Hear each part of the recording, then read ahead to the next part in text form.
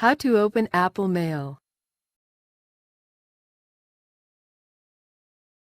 Apple Mail is an email program that is included with Apple's Mac OS operating system.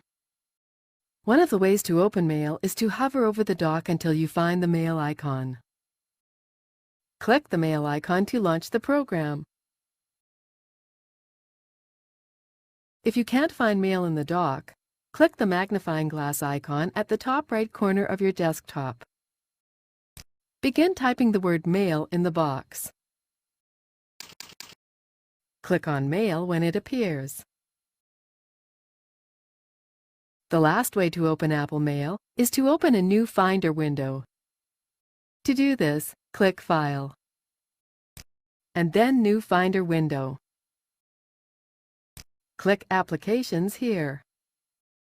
Finally, double-click the Mail icon.